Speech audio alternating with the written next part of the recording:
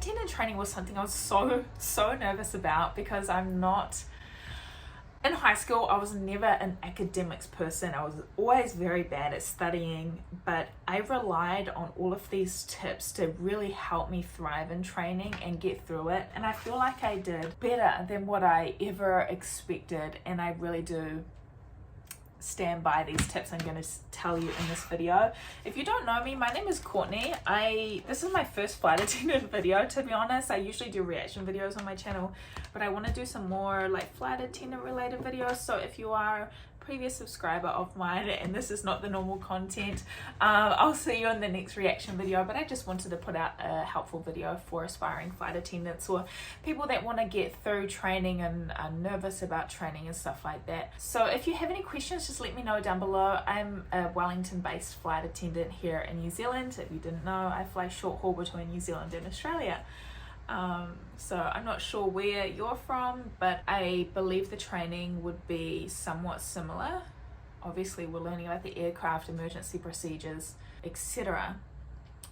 Obviously would be different procedures and things, but you know, generally the same kind of intense environment where you have to learn a lot of information in a very short amount of time.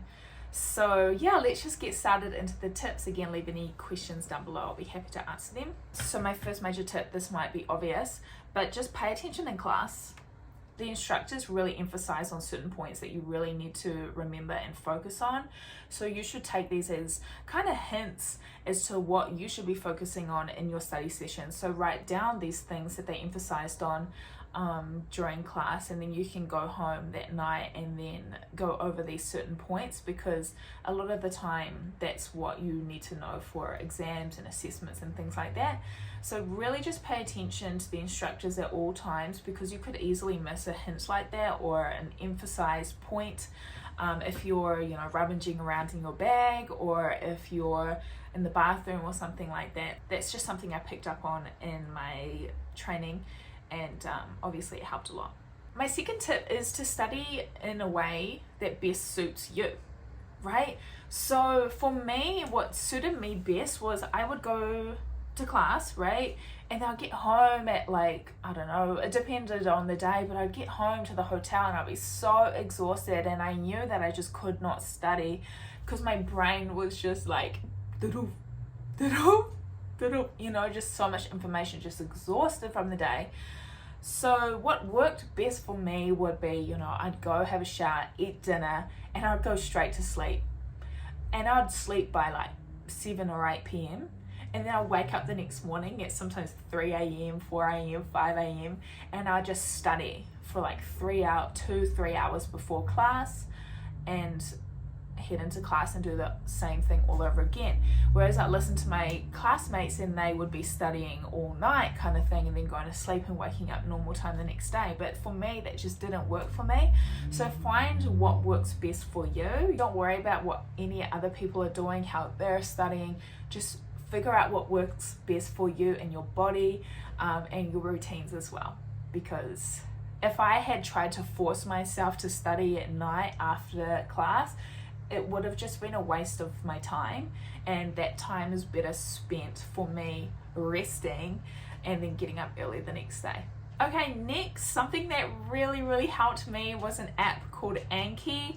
Oh my gosh, it's like a flashcards app, but it uses like an algorithm based on whether you think the question and answer was hard or super difficult or easy or medium. You know, it uses an algorithm. It's kind of hard to explain, but you should look into it. It was so helpful for me, because it was like flashcards, but a more beneficial way of remembering, because again, they have the algorithm. I don't know how it works, but they time it out in certain durations or something based on whether you thought it was easy or hard or whatever. I really recommend it. What I did during training, I would go through all of my notes and I'd just write a bunch of questions, so many questions from each day, and then I would just keep doing them over and over again, like testing myself and using the algorithm to focus on the things that I found the most difficult. Next, number 4, this was something else that was so helpful. I used my iPad and an iPen or whatever to just repeatedly write my drills and anything that I had to remember off by heart. I would just write it, check it, erase, write it, check it, erase. Of course you can do this with paper and pen, but if you do have an iPad, that was something that was so useful. I feel like I never use my iPad like ever, but I definitely used it a lot during training, and I'm so happy that I brought it with me. Okay, next, I'm not sure how this would work for other airlines, but for us, we had to learn standard operating procedures. So basically like a timeline of flight. So that was something that our whole class really struggled with grasping, I think. But what really helped me is I had poster paper and I would write out the timeline with all the PAs and all the phases of flight and who does the PAs. It was all color coded, and I put it all up on my wall. And so it was super easy for me to follow the standard operating procedures on takeoff and landing.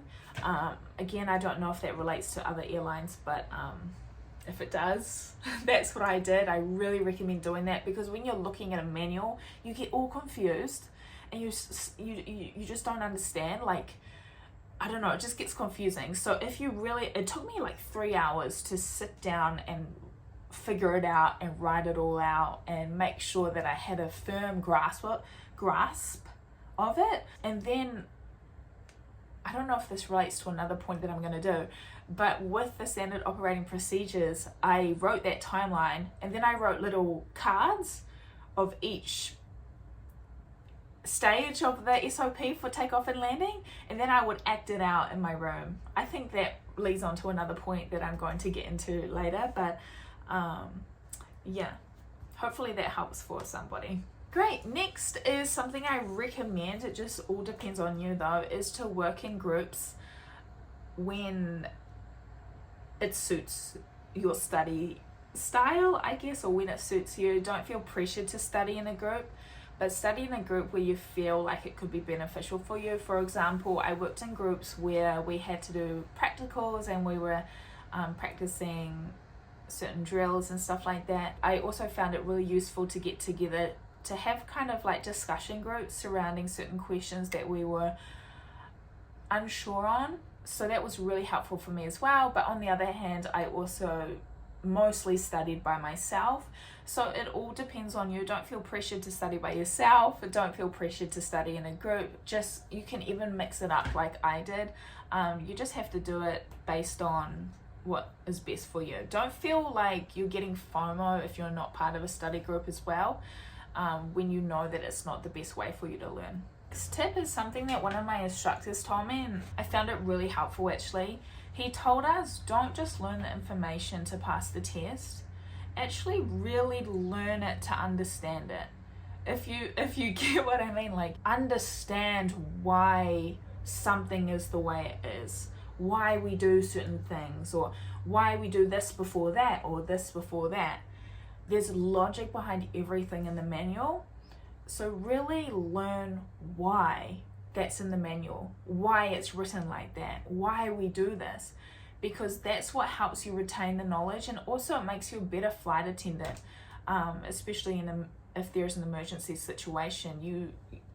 You can think on the day why we do certain things, why we do this, why we do that, and then you can avoid dangerous situations on the day as well. It really helped me in my training as well, especially in the practicals. I could fall back on my knowledge. I had fully grasped a lot of the things that I had studied, because I wanted to know why we did it like that, and that just really just drilled into me the information. Does that make sense? Like, don't just study for the test. Really take your time in understanding the information. I don't know how else to put it, but I think this is a really, really important point, what I just mentioned. I don't know how else to say it though, but it's really important that you understand why we do certain things, or why the manual says certain things. And if you don't know, just ask, so you can understand. Yeah, speaking of practicals, of course, in your emergency procedures, you're going to be doing a lot of practical assessments. My tip throughout these is to just keep calm. It's so easy to fall into the hype and the stress of the moment, but you just keep calm, keep it slow, and make sure you're hitting every step correctly and in order. Even your commands, keep it slow. Well, it depends on your airline and the rules, but just keep calm and just remember your drills and follow your drills. You cannot go wrong when you follow your drill, right? Well, you can, but you know what I mean. You know what I mean. Yeah, don't stress. Just don't, because it's gonna make you flustered. Of course, whilst you practice for the practical, like when you're first learning these drills, you're gonna be flustered because it's not a normal situation for us. But over time, yeah, just keep calm, and you know it. You should know it. So just rely on your knowledge. And I think relying on your knowledge means that you have to actually practice the drills at home or in the hotel, wherever you are. So then you don't need to feel any kind of stress on the day because you know it back to front. So that's my tip. Oh yeah, another practical tip whilst you're doing your practical assessment is focus on what you are doing. I don't know about other airlines, but you may or may not be in a practical with another person and you might be doing similar things. But focus on what you are doing. Don't copy the person next to you because they could be doing it wrong and you could fall into that trap. So know your stuff and just focus on what you are doing. Don't get distracted by another person doing something else, or so the key again is to just know your stuff.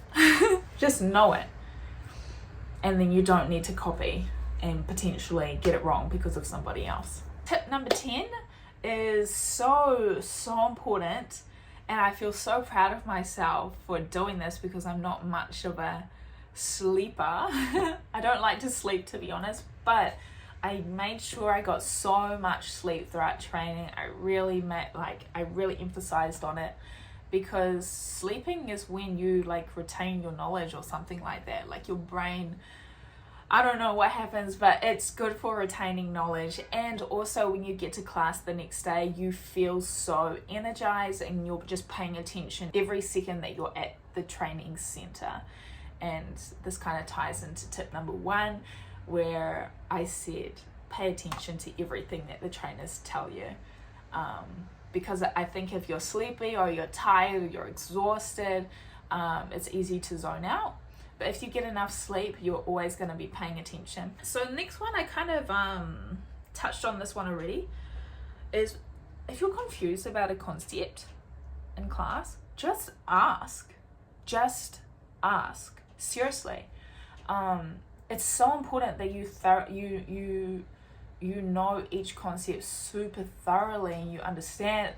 I've already touched on this already in the video, but you have to understand why we do certain things, or it's not enough just to know the words.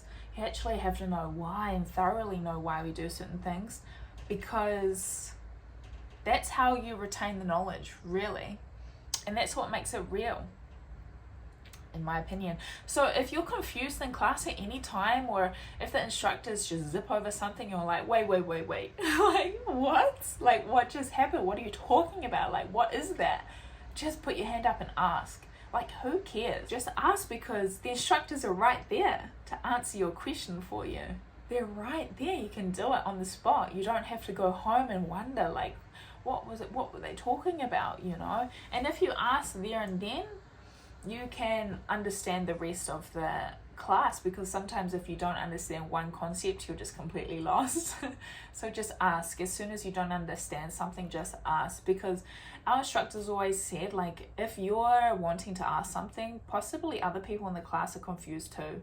So there just has to be the one person that puts their hands up and asks, and everyone else in the class is like, oh my gosh, thank you for asking that, because I was confused too. That happens a lot in class, actually. I kind of touched on this one as well, but number 12 is act it out. Act out the practicals in your room, either by yourself or with your classmates, We made like little like signs and makeshift equipment that we'd put up in the room with blue tack or whatever, and we use like the air conditioning thing as the phone, things like that. Just make it as real as possible so you can just practice over and over again, and then switch turns or whatever, and then you can tell people, oh, you did this wrong, you did this wrong, next time do this. And for yourself as well, so people can pick up on things that you wouldn't have realized that you were doing wrong. So that's really good in group situations. Great. And my last tip, lucky 13, is, again, this depends on your airline, but when you're in the trainer is like the fake plane that you do your trainings in. When you're waiting for your turn, pay attention to your classmates running through the drills. Period. You can learn so much by just watching and picking up on other people's mistakes. And you know, you only have a limited time in the trainer each day, so make use of that time, because that was something that that just really helped me. I always tried to pay attention to the other classmates, and I'd be like, oh, I better make sure not to do that, or oh, that's an interesting thing that I probably would have done too, but it's wrong. Do you know what I mean? So that's my last tip. If I think of any other tips, I'll definitely make a video. Again, this is specific to my airline. It all depends on what airline you're at, or even what country you're at also. So if you have anything else to add, feel free to leave a comment down below. Thank you so much for watching. Again, I don't usually do videos like this, but then I remembered, oh wait, this is my channel. I can do what I want. I can upload whatever video that I want, and any video that I feel like doing. So that's pretty exciting when I came to the realization of that, like, oh wait, I don't just have to do reaction videos. I can do whichever video that I like, and if you're interested, you can watch. If you're not, then that's fine too. But anyone who got this far, thank you so much for getting this far. But yeah, thank you so much for watching, and good luck on your flight attendant training if you're going to be going through your training soon. You got this. Just remember these tips, only if they suit you, of course. But yeah, just remember to sleep, and study in the way that suits you best. Thank you so much, and I'll see you in my next video. Bye, guys.